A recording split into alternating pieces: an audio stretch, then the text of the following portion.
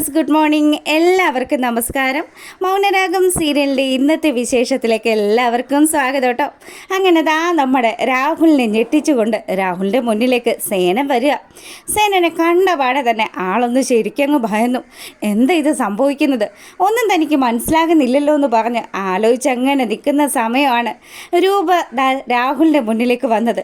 കണ്ടോ, ഇയാൾ മരിച്ചു കിടക്കുന്ന കാണാനല്ലേ നീ ഇത്രയും നേരം വെയിറ്റ് ചെയ്തുകൊണ്ട് നിന്നത്? എടോ, ഇത്രയും നാളും 10-20 വർഷം എൻ്റെ ജീവിതം തകർത്തിട്ടും തനിക്ക് സമാധാനം ആയില്ലല്ലേ?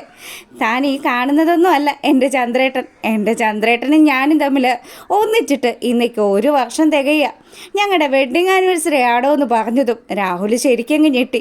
രൂപ എന്തൊക്കെയാണ് ഈ പറയുന്നതെന്ന് മനസ്സിലാകാണ്ട് ഇത്രയും സമയം തൻ്റെ കുഞ്ഞിപ്പെങ്ങളെ വിശ്വസിച്ച് നിന്ന രാഹുലിന് കിട്ടാവുന്നതിൽ വെച്ച് ഏറ്റവും നല്ല ഒരു തിരിച്ചടി തന്നെയാണ് ഇപ്പോൾ രൂപയും സേനനും ഒക്കെ കൂടി കൊടുത്തിരിക്കുന്നത്.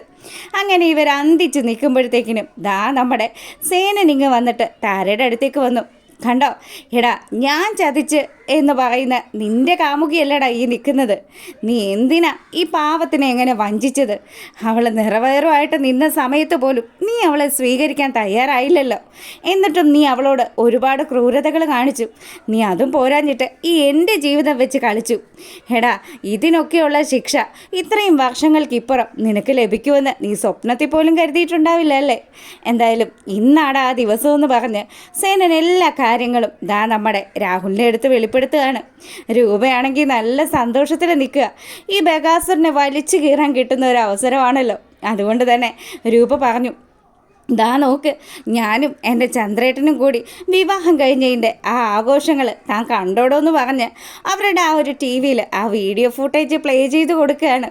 അങ്ങനെ നമ്മുടെ സേനനും രൂപയും ഒന്നായ ആ വിവരം അറിഞ്ഞ് രാഹുൽ ശരിക്കും ഞെട്ടി.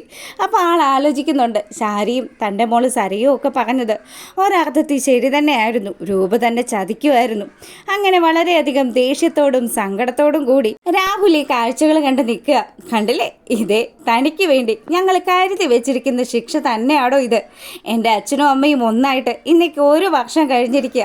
ഇന്ന് അവരുടെ വെഡ്ഡിങ് ആനിവേഴ്സറിയാണ്. എന്തായാലും രൂപയുടെ കഴുത്തിൽ ഇപ്പോൾ ഉള്ള ഈ ഒരു താലിക്ക് നല്ല ബലമാണെന്ന് പറഞ്ഞ് രൂപയെ ചേർത്ത് നിർത്തുകയാണ് സേനൻ. അങ്ങനെ രൂപയും നല്ല സന്തോഷത്തിൽ നിൽക്കുക. ഇനി ഒരു നിമിഷം പോലും നിന്നെ ഇവിടെ കണ്ടുപോകരുത്. എല്ലാവരുടെയും ജീവിതം തകർത്തിട്ട് നിനക്ക് എന്ത് കിട്ടാനാണ് എന്നൊക്കെ ചോദിച്ച് ഇത്രയും വർഷം രൂപ തൻ്റെ മനസ്സിലടക്കി വെച്ച സകല ദേഷ്യവും രാഹുലിൻ്റെ മുന്നിൽ കൊട്ടുകയാണ്. അങ്ങനെ രാഹുൽ അവിടെ അന്താളിച്ച് നിൽക്കുമ്പോഴത്തേക്കിനും രാഹുലിനോട് പറഞ്ഞു, ഇനി ഒരു നിമിഷം പോലും നിൻ്റെ തലവെട്ടം ഈ വീട്ടിൽ കണ്ടുപോകരുത്. നിനക്കുള്ള പണി ഞാൻ എന്തായാലും വെച്ചിട്ടുണ്ട് എന്നൊക്കെ പറഞ്ഞ് രൂപ രാഹുലിൻ്റെ കഴുത്തിന് പിടിച്ച് വെളിയിലേക്ക് തള്ളിവിടുക. അങ്ങനെ എല്ലാവരുടെയും മുന്നിൽ അപമാനിതനായി രാഹുൽ അങ്ങനെ നിൽക്കുന്ന ആ ഒരു സമയത്ത് രൂപ ആ ഒരു കാര്യം ആലോചിക്കുക. വർഷങ്ങൾക്ക് മുന്നേ ചന്ദ്രസേനനും അതുപോലെ രൂപയും തമ്മിൽ വേർപിരിയാനായിട്ട് എല്ലാ കാര്യങ്ങളും ഒരുക്കി വെച്ച് രാഹുൽ ചന്ദ്രസേനനെ എടുത്തിട്ട് തല്ലുന്ന ആ ഒരു ഫ്ലാഷ് ബാക്ക്. എന്തായാലും ആ കാര്യങ്ങൾ കൂടി ആലോചിച്ച് കഴിയുമ്പോഴത്തേക്കിനും പൊന്നാങ്ങളെ വലിച്ചു കീറാനുള്ള അരിശമാണ് നമ്മുടെ രൂപയ്ക്ക് ഉണ്ടാകുന്നത്. ഇനി ഒരു നിമിഷം പോലും ഒരിക്കൽ പോലും നിൻ്റെ മുഖം കാണാൻ ഞാൻ ആഗ്രഹിക്കുന്നില്ലടാ ദുഷ്ട. നീ എൻ്റെ ജീവിതം തകർത്തു, എൻ്റെ വിശ്വാസങ്ങൾ നശിപ്പിച്ചു എന്നൊക്കെ പറഞ്ഞ് രൂപ അവിടെ താണ്ഡവമാടുകയാണ്. അങ്ങനെ അങ്ങോട്ടേക്ക് നമ്മുടെ സേനനും അതുപോലെ കിരണും കല്യാണിയും താരയൊക്കെ അങ്ങോട്ടേക്ക് വരിക. ഈ കാര്യങ്ങളെല്ലാം ആലോചിച്ച് നിൽക്കുന്ന രൂപയാണെങ്കിലോ എന്ത് ചെയ്യണം, ഇവനെ എങ്ങനെ ഇവിടെ നാട്ടിൽ പായിക്കുന്നതെന്നൊക്കെ ചിന്തിച്ചുകൊണ്ട് ഇങ്ങനെ നിൽക്കുമ്പോൾ സേന പറഞ്ഞു, നിൻ്റെ പെങ്ങടെ കൈ ഇപ്പം നീ കൊണ്ടിട്ടുള്ളൂ. ഇനി അധിക സമയം നീ ഇവിടെ നിന്ന് കഴിഞ്ഞാൽ ഞങ്ങളുടെ മക്കൾ കൂടി നിൻ്റെ ശരീരത്തെ കൈവെക്കും. അതുകൊണ്ട് അതിനുള്ള അവസ്ഥ ഉണ്ടാക്കാതിരിക്കണമെങ്കിൽ ഇപ്പം തന്നെ ഈ നിമിഷം തന്നെ ഇവിടുന്ന് പോയിക്കോളാൻ പറയുകയാണ്. അങ്ങനെ അയാൾ അവിടെ നിന്ന് ഇറങ്ങിപ്പോവാൻ തുടങ്ങുന്ന സമയം ആ ഒരു സമയം അത് ലക്ഷ്യം വെച്ചുകൊണ്ട് നമ്മുടെ താര മുന്നിലേക്ക് വരിക. താര വന്നതും രാഹുലിൻ്റെ കരണക്കുറ്റി നോക്കി ഒരു അടി വെച്ച് കൊടുത്തു. ഇത്രയും വർഷവും തന്നെ ചതിച്ച് സന്തോഷത്തോടു കൂടി ജീവിച്ച രാഹുലിന് കൊടുക്കാവുന്നതിൽ വെച്ച് ഏറ്റവും വലിയൊരു ശിക്ഷ തന്നെയാണ് താര കൊടുത്തിരിക്കുന്നത്. താര അവൻ്റെ കരണത്തടിച്ചതും കാരണം പൊത്തി അപമാനിതനായി നിൽക്കുകയാണ് നമ്മുടെ ബഗാസുരൻ. അങ്ങനെ അയാൾ അവിടെ നിന്നും ഇറങ്ങിപ്പോവാൻ തുടങ്ങുന്ന സമയം നമ്മുടെ കിരൺ വന്നിട്ട് പറഞ്ഞു, എടോ, താൻ ചെയ്ത് കൂട്ടുന്ന എല്ലാ കൊള്ളരുതായ്മകൾക്കും ഉള്ള ഏറ്റവും വലിയ തനിക്ക് കിട്ടാവുന്നതിൽ വെച്ചുള്ള ശിക്ഷയാണോ തൻ്റെ മരുമകൻ എന്ന് പറയുന്ന മനോഹർ? താനൊന്ന് ആലോചിച്ച് നോക്ക്. തൻ്റെ മകളുടെ ജീവിതം എന്നും കോഞ്ഞാട്ടയായിരിക്കും.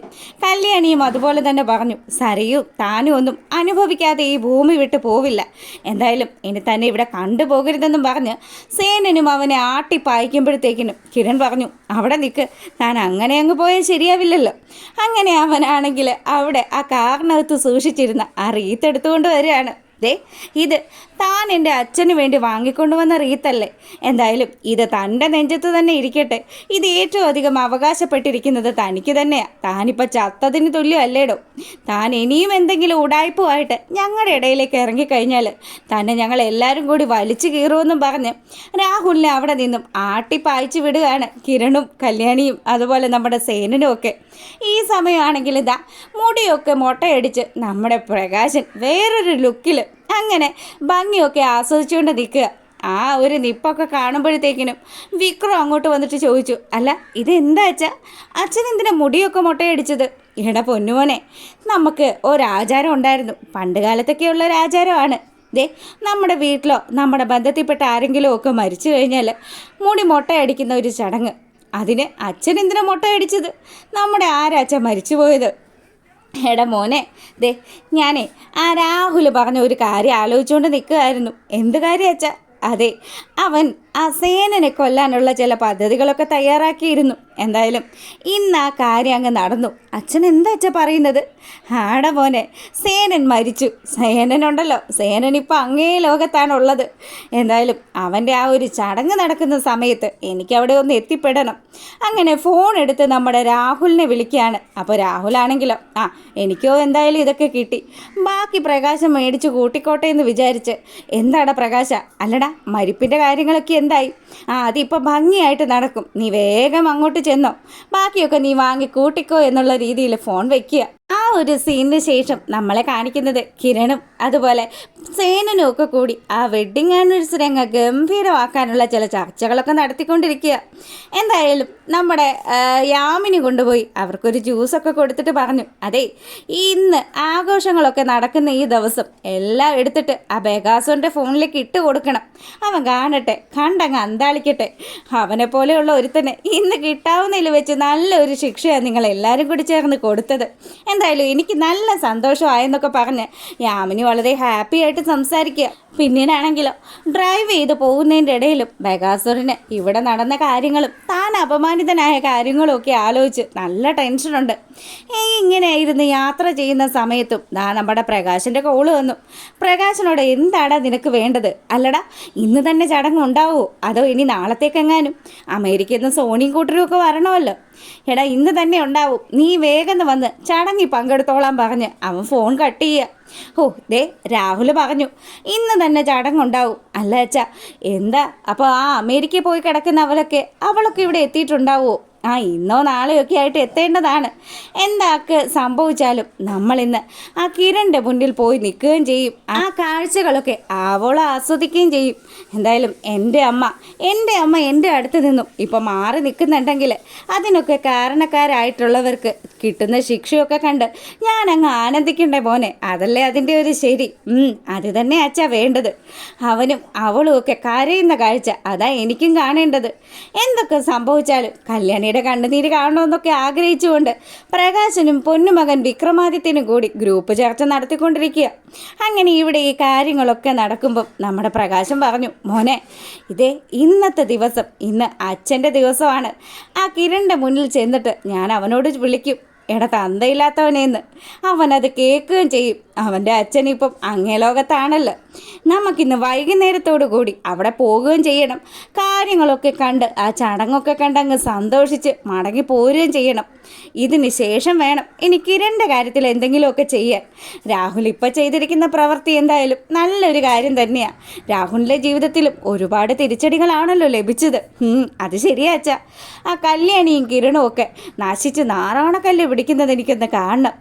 ഞാനും അത് തന്നെ ആലോചിച്ചുകൊണ്ടിരിക്കുന്നതെന്നൊക്കെ പ്രകാശൻ വലിയ കാര്യത്തിന് സംസാരിച്ചുകൊണ്ട് നിൽക്കുക. എന്തായാലും പ്രകാശനും അതുപോലെ പൊന്നുമോൻ വിക്രമാദിത്യനുമൊക്കെ അവിടെ ആനിവേഴ്സറി ഫങ്ഷൻസൊക്കെ നടക്കുന്ന സമയത്തായിരിക്കും ആ വീട്ടിൽ എത്തിപ്പെടാൻ പോവുക. ഇനി ബാക്കി രാഹുലിന് കിട്ടിയതിൻ്റെ ബാക്കി മുഴുവനും വാങ്ങിക്കൂട്ടാൻ പോകുന്നത് ഈ തന്തയും മോനും ഒക്കെ ആണെന്ന് കാണിച്ചുകൊണ്ടാണ് ഇന്നത്തെ വിശേഷം അവസാനിക്കുന്നത്. അപ്പോൾ നിങ്ങൾക്ക് വീഡിയോസൊക്കെ ഇഷ്ടമാകുകയാണെങ്കിൽ ഒന്ന് ലൈക്ക് ചെയ്തേക്കണേ. സബ്സ്ക്രൈബ് ചെയ്ത് കാണാത്തവരൊക്കെ ഒന്ന് സബ്സ്ക്രൈബ് ചെയ്തുകൂടെ സപ്പോർട്ട് ചെയ്തേക്കണം. എല്ലാവർക്കും നല്ലൊരു ദിവസം ആശംസിച്ചുകൊണ്ട് ഇന്നത്തെ വീഡിയോ വൈൻഡപ്പ് ചെയ്യാണ്. അപ്പോൾ okay, thank you, bye bye.